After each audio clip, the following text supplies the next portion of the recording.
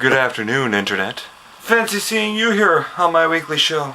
Well, I suppose you're here for news on the Leafs. And we've got a lot to talk about. Yes, it's 10 games in and the Leafs are on fire! Here I am to recap it for you. Welcome to the penalty box.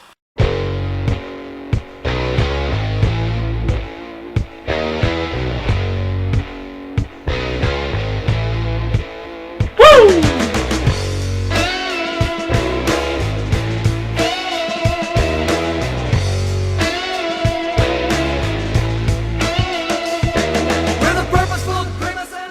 Alright, starting this week off on a sour note, the Leafs lose their second regulation loss of the season, 4-2 against the Philadelphia Flyers. The Leafs scores, Phil Kessel with his 9th of the season and Dave Steckel with his 3rd. Philly meanwhile had Yager and Hartnell scoring 2 apiece, their first 2 goals of the season respectively, to ice the game. And there are 3 main things to talk about with this game. Number 1, Chris Pronger almost becomes Brian Berard version 2.0. In the first period with the score 1-0 in the Leafs' favor, on a Leafs scoring chance, Grabowski fires on net and, on the follow-through, connects with Chris Pronger's right eye. Pronger is hustled off the ice, goes to the dressing room and does not return. After the game, it's revealed that Pronger has blurry vision in his right eye and he doesn't know when he'll be back in action. And you know what? He's lucky it's not worse. I'm sure all Leaf fans remember what happened to Brian Berard when he got a stick to the eye. Of course, this reignites the debate of mandatory visors. The point being, Pronger wouldn't have missed any games if he had been wearing one. Pronger, on the other hand, while he wouldn't confirm or deny that he'd be wearing a visor when he does return, his comments strongly hinted that, yeah, that won't be happening. My stance on this? Yeah, I agree with him. Leave the choice up to the players. I mean, you guys may hate me for saying this, but it happens. Hockey is a dangerous game and the players are well aware of the risks involved. Yes, Pronger wouldn't have had this happen if he'd worn a visor, but Pronger also doesn't feel comfortable playing with a visor. Let the players make their own decisions on how to play, and if they get injured, that's the position they put themselves in.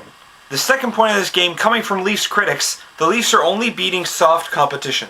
Coming into this game, the Leafs have beat the Flames, the Sens, the Habs, and the Jets. In other words, teams near the bottom of the league. In fact, their 2 losses have come against the Avalanche, who had a hot start, and the Bruins, the defending Stanley Cup champs.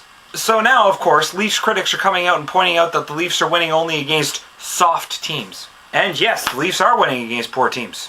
So, good teams win against the bad teams, and those are the games you need to take. And the Leafs are taking them, so I don't see how you can spin a win into a bad thing. Yes, they weren't as good as Philly in this one, and that happens too. It's just a sign that Leafs haters have to dig deep to come up with negativity. We'll see who's laughing in April. The third point about this game, Jonas Gustafsson's play. Reimer had to sit this one out because of the whiplash injury, making this Gustafsson's second start and second loss. And because of this, the knee-jerkers crawl out of the woodwork to hurl insults in his direction. But really, Gustafsson wasn't at fault in this one. Let's have a look at each of the goals. Goal 1, Yager cuts through weak defense like a knife through butter on a solo breakaway, scores on a nifty snipe. Goal 2, Carl Gunnarsson commits a brutal turnover behind the net. It goes in front to Scott Hartnell, who's standing right in Gustafsson's crease. Goal 3, Hartnell sets up shop 3 feet in front of Gustafsson and waits all day untouched for the pass, which he shovels home. Goal 4, another Yager breakaway right as he comes off the bench already behind the defense.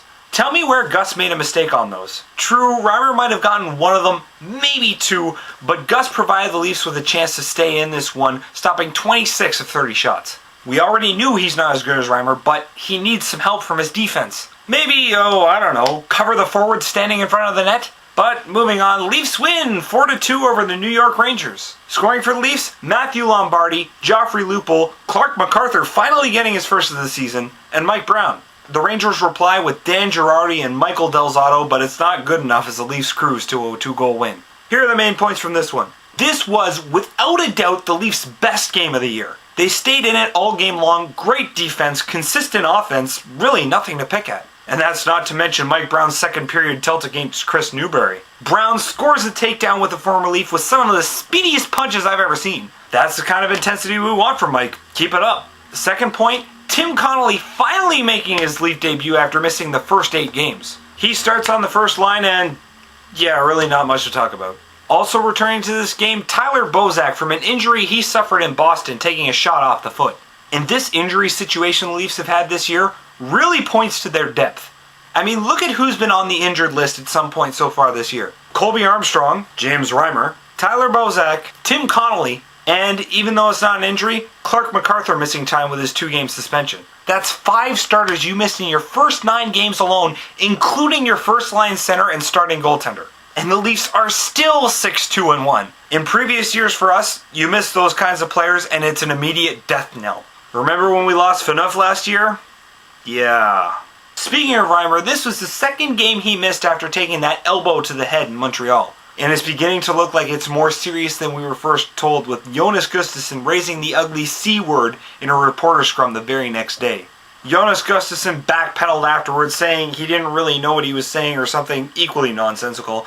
But the lid is off the box and now we find out Reimer's on the injured reserve. This was basically what we thought of as a worst case scenario at the beginning of the season. Most of the analysts said that if the Leafs are going to make the playoffs, Reimer needs to be healthy the whole season. Well, shoot. We don't know how many games he's going to miss, but one thing's for sure. We need Gus to be on his game now more than ever. And on Saturday, Gus did not disappoint. Leafs win 4-3 over the Pittsburgh Penguins. And there's your win against an elite team. Providing Leaf scoring in this one, Mikhail Grabowski with his 4th, Timmy Connolly with his first point as a Leaf, Clark MacArthur with his 2nd, and Phil Kessel continuing his torrid pace with his 10th goal of the season.